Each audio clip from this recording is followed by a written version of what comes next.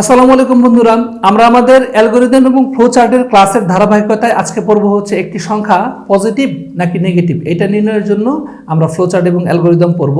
আমি একটু বর্ণনামূলকভাবে পড়াটির সূত্রটা শিখিয়ে দিই। একটি সংখ্যা কিভাবে ধনাত্মক এবং ঋণাত্মক হয় আমরা অধ্যায় 5-এর ফ্লো চার্টে এটা কিভাবে নির্ণয় করব।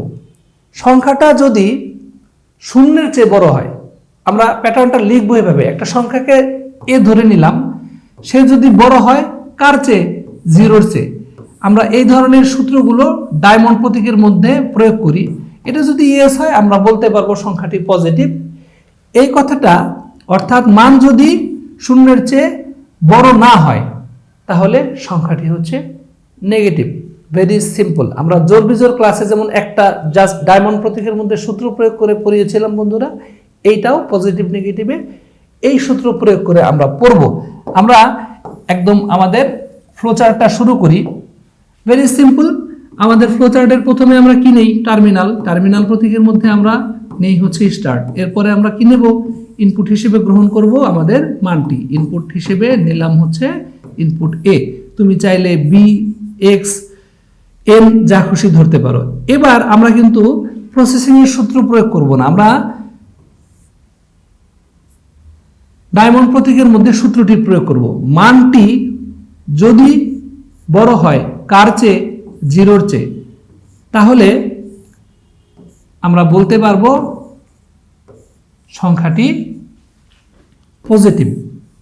আমরা এইভাবে লিখব যে ছাপাও পজিটিভ। মানটি যদি বড় না হয় জিরোর চেয়ে, অর্থাৎ এই কন্ডিশনটা যদি নো হয়, তাহলে আমরা লিখব হচ্ছে ছাপাও মানটি নেগেটিভ। Print negative. আমি আশা করি তোমাদেরকে বোঝাতে পারলাম। দুইটি কন্ডিশনই সত্য হতে পারে, এই জন্য মাঝখানে আমরা একটি কানেক্টর ব্যবহার করে এটাকে কানেক্ট করব। এরপরে কোনো ধাপ নেই, প্রোগ্রামটি শেষ করি, অর্থাৎ এন্ড। পজিটিভ নেগেটিভের মান নির্ণয় করা বন্ধুরা খুবই সহজ। মানটা যদি বড় হয় শূন্যের চেয়ে, এই কন্ডিশনটা ইয়েস হলে মানটি ধনাত্মক, এই কন্ডিশন নো হলে মানটি ঋণাত্মক।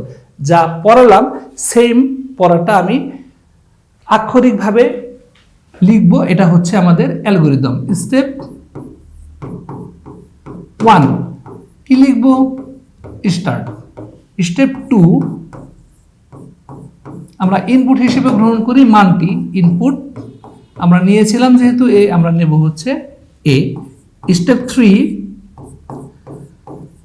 তে আমরা সূত্র প্রয়োগ করেছি, শুধু সেই সূত্রটি লিখব। এ ইজ গ্রেটার দেন 0, অর্থাৎ মান যদি বড় হয় জিরোর চেয়ে, তখন আমাদের ফলাফল হিসেবে আমরা কি পাই আমরা সেটা একটু লিখব। স্টেপ 4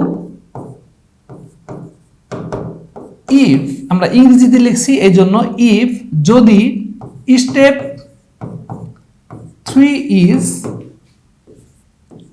ইয়েস, প্রিন্ট অর্থাৎ ছাপাও the number is positive. Step 5 এ এসে আমরা কি করব বন্ধুরা? আমরা বলবো যে আমাদের স্টেপ 3 যদি নো হয়, অর্থাৎ ইফ স্টেপ 3 ইজ নো, ছাপাও মানে print the number is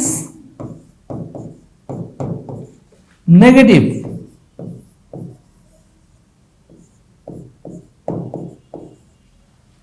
step 6 এ এসে আর তো কোনো কন্ডিশন নেই,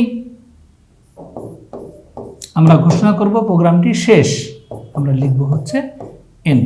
অর্থাৎ 3 নাম্বারের সূত্র প্রয়োগ করেছি। 3 নাম্বার সত্য হলে 4 নাম্বার স্টেপটা ছাপাবো হচ্ছে সংখ্যাটি পজিটিভ, এবং 3 নাম্বার যদি মিথ্যা হয় আমরা স্টেপ 5 এ এসে বলেছি সংখ্যাটি হবে নেগেটিভ। 6 নাম্বারে এসে শেষ করেছি। এই হচ্ছে আমাদের পড়া। আমার মনে হয় খুবই সহজভাবে তোমাদেরকে উপস্থাপন করতে পারলাম। তোমরা একবার অ্যালগরিদম ফ্লোচার্ট খাতার মধ্যে লিখলে খুব সহজেই পারবে। মূল বিষয়টা হচ্ছে সূত্র, মানটি অর্থাৎ এ ইজ গ্রেটার দ্যান 0, যদি বড় হয় 0-র চেয়ে যে কোনো মান তাহলে সে পজিটিভ হয়ে যাবে, যদি মানটি 0-র চেয়ে বড় না হয় তাহলে সে নেগেটিভ হয়ে যাবে। আমাদের এই জোর বিজোর, আমাদের এই পজিটিভ নেগেটিভ পড়াগুলো খুবই সহজ। আমরা তৃতীয় ক্লাসে 3টি সংখ্যার মধ্যে বৃহত্তম সংখ্যা নির্ণয় করা শেখাবো, সেটিও সহজ। আশা করি শেখাতে পারলাম। সবাইকে শুভেচ্ছা জানাচ্ছি। আসসালামু আলাইকুম।